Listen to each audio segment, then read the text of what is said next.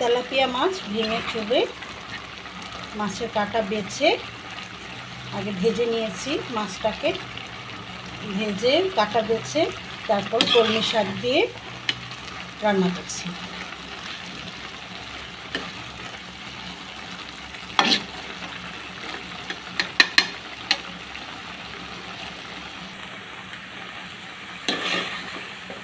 হয়ে গেছে। আমি মাছটা প্রথমে কষায় নিয়েছিলাম মশলা দিয়ে, হলুদ, মরিচ, ধনিয়া ফাঁকি এগুলো সব কিছু দিয়ে ভালোভাবে কষায় নিয়েছি।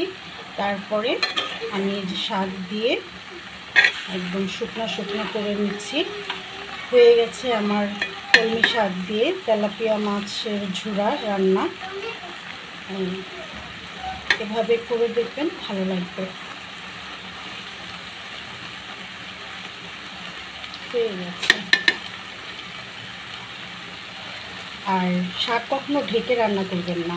দেখেন আমার এই শাকটা একদম সবুজ আছে।